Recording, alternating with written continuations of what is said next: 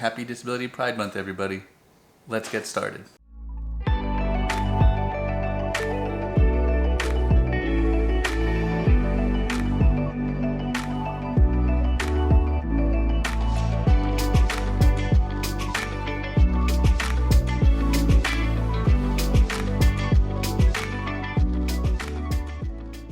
Hey guys, welcome back to another episode of Have a Seat. Today's vlog, I have a bunch of things to talk about, so we're just going to go ahead and dive right in. First off, I just wanted to say thank you to everyone who watched and read my recent article on the 12 News website about reopening for people with chronic illnesses. I received a lot of good feedback about it. People really enjoyed it. So I just thought I would share some of my experiences or reasons for writing this story. As most of you may know, I'm a quadriplegic, of course, and ever since I was a kid, I was diagnosed with asthma, and I've dealt with it pretty much my whole life, and whenever I get sick, I normally get really severe symptoms, whether it's the flu, whether it's the cold, anything in that effect, it ends up turning out pretty bad. In that one case, 97, it made me a quadriplegic, so I'm always worried about getting sick possibly. So that was one of the reasons why I wanted to shine a spotlight on those with chronic illnesses and just how much of an impact COVID-19 could be for those people who are a person with a disability or those who have chronic illnesses. I can tell you right now that I am scared about getting COVID-19. In 97, I personally dealt with the severity of lung issues. When I got sick back then, my right lung collapsed. And it was not an enjoyable thing to have happen to you. It's very difficult to breathe. I ended up having to get on a ventilator at that time to help me breathe because I lost the ability to breathe on my own. So when I hear people say that lung issues are a definite symptom of COVID-19, I know how severe these illnesses can get, so I want to do everything I can to avoid that situation. Back then, when I first got sick, I dealt with a number of lung issues. Along with being on a vent, I had to use a trach. So if you see, I don't know if you can zoom in here, but there's a scar on my neck where I had to have a plastic tube put in to attach the ventilator to help me breathe. I had to wear that for almost a year and a half just to help ensure that I got my lung function back and was able to eventually breathe on my own again. So I know all too well about the lung issues and the hardship and the severity that they bring.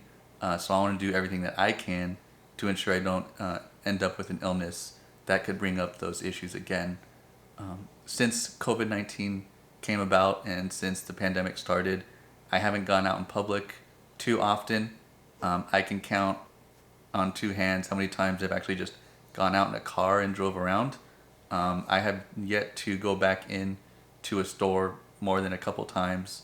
I only want to go when I absolutely have to, so the last few months have been spent pretty much at home all day, every day, minus one or two trips out and about. So when I do go outside, I do wear a mask, and I encourage everybody else to do it as well. You're not just helping yourself, you're helping everyone else around you, everyone else in the community, especially those with chronic illnesses and those with disabilities like myself, who might need that extra helping hand to ensure that we stay safe. So that's my call to action to you today in this vlog. Try and wear a mask if you can. If you can, it's a big help to not just yourself but everyone around you. And I definitely appreciate it when you do wear those masks out and about, out in public, because it is a big help to me, especially when I do go out on the rare instances that I do go outside. So again, thank you for those who've watched that story that I made last month. If you haven't had a chance to see it yet, I'll go ahead and throw it down in the description below so you can go ahead and take a look at it. Let me know what you think in the comments, and even if you want to share your masks that you're currently wearing, throw them out there as well, and I'll take a look at them. I'm a self-proclaimed mask enthusiast now at this point. I bought a number of different designs and styles It sort of goes along with my shoe fetish. I like to have a bunch of different shoes that match every type of outfit. So I thought, hey, if I'm gonna have to be wearing a mask, why not be out there in style? So I've gotten a bunch of different kinds and share them and put them out and wear them whenever I do have to go outside. So I want to make sure if I am gonna go outside, I do it in style. So yeah, that's that. Also, just wanted to mention, like I did earlier at the beginning, today or this month is National Disability Pride Month. So all those people out there with disabilities, hope you're celebrating accordingly. And to those who may be able-bodied and not necessarily have somebody with a disability in their everyday lives, I just wanted to share a couple of my sentiments about what it means to be disabled. First and foremost, we just want to have that normal everyday life that able-bodied people have, to have that sense of normalcy when we are out in the community. So if you do want to celebrate, if you do want to help us spread the word about disability pride, I just ask that you treat those disabilities normal, just like everyone else.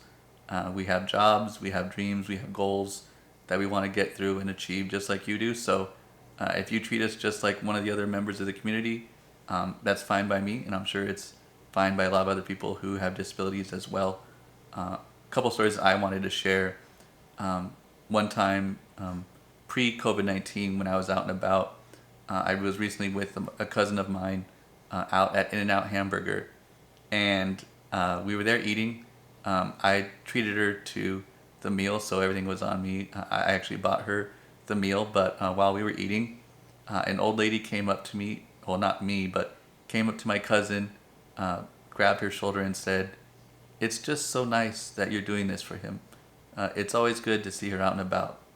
And I would like to say that this was the first instance that that's happened, but unfortunately, it happens more often than you think. People just assume if they see somebody in a wheelchair or someone with a disability that it's just like a day trip, that somebody has brought them out for a chance to get out and just experience life. They don't realize that it's just a normal everyday activity just like everybody else has. And when she came up to us, she didn't even assume that I was the one that treated her to the meal and I was the one that came up with the idea, and we were just out and about enjoying a quick bite to eat. Instead, she wanted to give thanks to my cousin for being able to bring me out like it was some big, generous gesture. My cousin, being as cool as she is, she offered her thanks, didn't really want to cause a scene or anything, so we just let it go.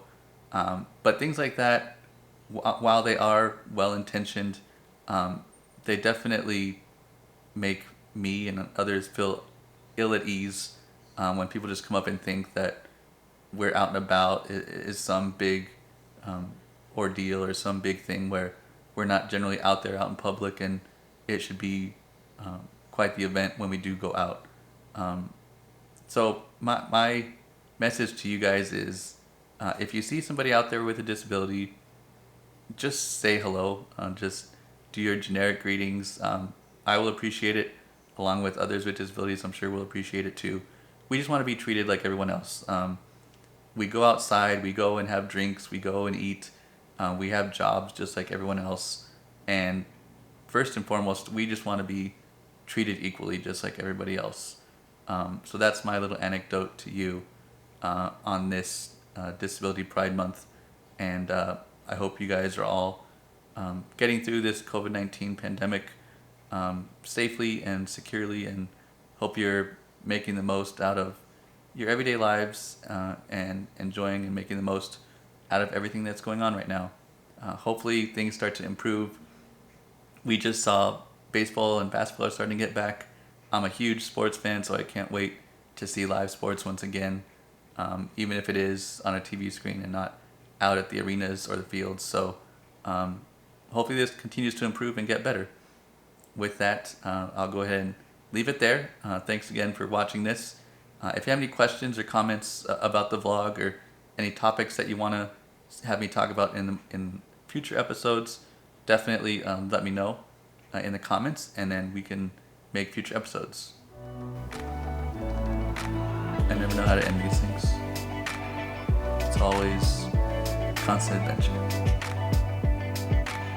Well, while you're here, just go ahead and watch these other videos and like and subscribe to the channel as well. Talk to you later.